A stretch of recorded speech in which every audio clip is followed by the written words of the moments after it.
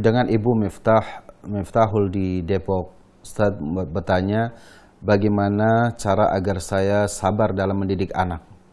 Kadang saya capek dengan pekerjaan, capek dengan tugas rumah, lalu anak membuat saya emosi. Jadi kadang saya suka pukul anak. Bagaimana agar saya lebih sabar? Ya, saya ibu single parent, saya bingung mikirin cari uang, kadang anak jadi kena dampaknya atas emosi saya.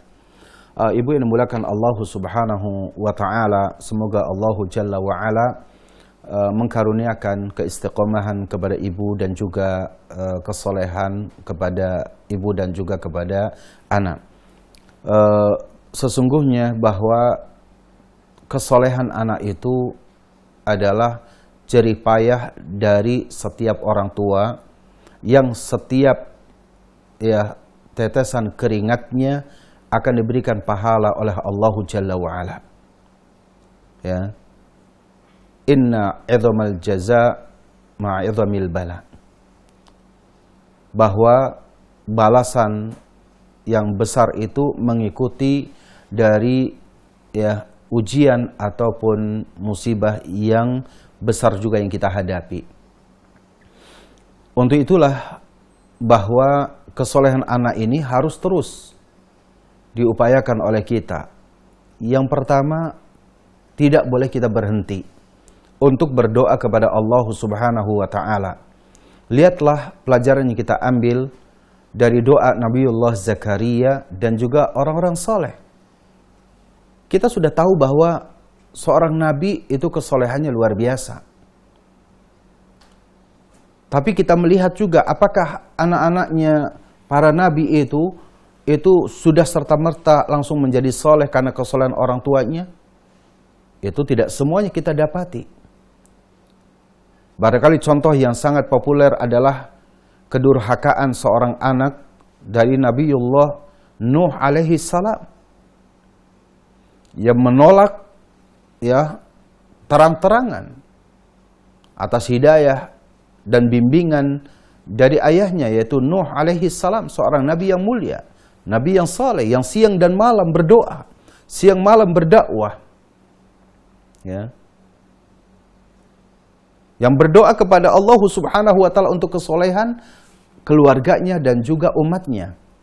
Namun kita dapati anaknya tetap dia menentang apa yang didakwahkan oleh ayahnya, yaitu Nabi Nuh alaihissalam. Untuk itu hidayah itu milik Allah Subhanahu wa Ta'ala. Maka kita meminta kepada Allah agar Allah memberikan hidayah kepada anak kita. Maka tidak boleh kita berhenti mendoakan kesolehan untuk anak kita. Meskipun kita katakan bahwa anak ini mengesalkan terus, Ustaz. Anak kita itu membuat emosi terus, Ustaz. Anak kita ini membuat kita ini marah terus, Ustaz. Naam. Iya. Karena itu anak. Ya. Dan itu wajar, karena itu anak kita. Sehingga marah kepada kita. Akan lebih dahsyat lagi ujian bagi kita ketika anak kita itu marahnya kepada, atau ada orang lain, atau ada anak ini marahnya kepada orang lain. Kita akan masuk kepada ujian yang kedua. Ketidaksolehan anak, kalau kemudian itu marah kepada kita, ini masih sesuatu yang fitrah, sesuatu yang wajar bahwa anak kita yang marah kepada kita. Tapi bagaimana ketika terjadi anak kita marah justru kepada orang lain? Maka bukan hanya saja kepada anak tersebut musibahnya, tapi juga musibah kepada kita sebagai orang tuanya. Untuk itulah yang kedua, setelah kita berdoa, Allah Subhanahu wa Ta'ala memberikan pelajaran yang sangat berharga dari makna kesabaran. Pahala sabar itu yang tahu berapa jumlahnya, hakikatnya seperti apa, itu hanya Allah Subhanahu wa Ta'ala. Innama yuwaffas sabiruna ajrahum bighairi hisab. Kalau dari bahasa guru kami Al-Ustadz Nuzul Zikri, beliau mengatakan itu pahala unlimited. Pahala unlimited katanya. Artinya pahala sabar itu pahala yang tiada batas. Karena pahalanya itu tiada batas, maka usaha yang harus ditimbulkan oleh kita juga itu terus. Ya. Merasa lelah dari jerih payah kita, wajar. Kita mencari nafkah, kita untuk mencari membiayai hidup untuk diri kita, untuk anak kita, untuk rumah kita, untuk listrik kita, untuk air kita, untuk makan kita. Lelah, betul. Pada setiap usaha itu ada pahala yang berharga bagi kita. Yang keduanya, ketika kita terus bersabar mendidik anak, dengan terus memberikan pengarahan kepada anak, nasihat, ya, yang baik untuk anak-anak kita. Karena kita sebagai orang tua ini hanya mendapatkan titipan dari Allah Subhanahu wa Ta'ala. Titipan inilah yang kita jaga semampu kita. Fattaqullah mastata'tum. Bertakwalah kita kepada Allah semampu yang bisa kita lakukan. Artinya semampu yang bisa kita lakukan itu dengan upaya yang maksimal. Malam harinya kita sholat tahajud, kita berdoa kepada Allah untuk kesolehan anak kita. Ya, pagi harinya kita sudah masak untuk anak kita, mempersiapkan sekolah untuk anak kita. Ketika masuk kita sholat subuh pun kita mendoakan mereka, anak-anak kita. Ketika kita masuk di waktu sholat zuhur, kita pun berdoa untuk mereka, terus berdoa. Karena pahala dari kesabaran terus ini, itu pahalanya itu tidak berbatas.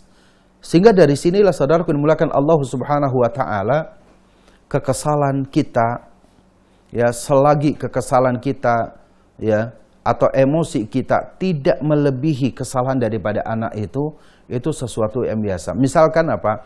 Anak kita ini melanggar syariat, baru kita marah. Ya, anak kita ini dia melanggar syariat. Saatnya sholat, dia tidak mau sholat. Kita punya hak untuk marah. Ya. Tapi anak kita jangan dipukul. Ya, jangan menggunakan kekerasan. Karena kekerasan dalam hal seperti ini itu meskipun terkadang pada sebagian orang itu ada kebaikan, tapi hukum asal dalam sebuah pembinaan pendekatan tarbiyah Islamiyah yang sahihah itu adalah bahwa al-lutfu wal-lin, ar-rifqu wal-lin, kelembutan tutur kata, kebaikan dari sikap kita, contoh kita, itulah yang akan membuat anak itu akan menjadi luluh. Kalau kita marah, ibu yang dimulakan Allah Subhanahu wa Ta'ala, dengan kita memukulnya, tenaga kita tidak lebih kuat daripada tenaga anak kita. Itu permasalahannya. Sehingga kekuatan kita ada pada doa. Kekuatan kita itu ada pada nasihat. Kekuatan kita itu ada pada hidupnya kita tentunya lebih lama atau lebih dahulu dari anak kita. Maka dari sinilah harus kita ingat pahala yang besar dari setiap pendidikan yang kita berikan kepada anak. Ya, kalau kita ingat pahalanya begitu besar dan pahala itu untuk kebaikan kita di akhirat, kita sedang memberikan investasi dengan penuh kesabaran. Kalau orang saja, ibu misalnya kita lihat ya, ada orang yang punya harta, lalu kemudian dia mendepositokan uangnya itu ya di lembaga keuangan misalkan. Dengan apa? Dengan perjanjian 1 tahun atau 2 tahun. Dan dia sudah tahu bahwa dalam deposito itu akan ada keuntungan di situ. Ya. Maka kemudian apa? Dia dengan apa? Dengan kesabarannya dia terus menunggu terus gitu. Sampai meskipun ada keinginan, kita lagi butuh, tapi kemudian kita tahan. Kalau untuk perkara harta saja seperti itu, yang terkadang halal dan haramnya itu belum tentu berpihak kepada kehalalan yang kita harapkan, apalagi kalau yang sudah barang pasti, sudah tentu kita dapati bahwa kesolehan anak itu adalah investasi yang terbesar untuk akhirat kita, maka mestinya kita tetap harus ingat, penuh dengan kesabaran, kita mendidik mereka, ingat akan pahala yang sangat besar, dan ingat ketika kita berada di dalam kubur, doa anak yang soleh itulah yang kita harapkan. Ya, ketika kita berada di surga, ternyata surga kita berada di surga yang levelnya di bawah, maka dengan anak kita terus, dengan amal-amal solehnya, maka derajat surga kita naik, naik, dan naik. Harus diingat bahwa kesolehan anak kita akan membawa kebaikan kita di dunia ini, kebaikan kita di alam barzah, kebaikan kita di surga nanti.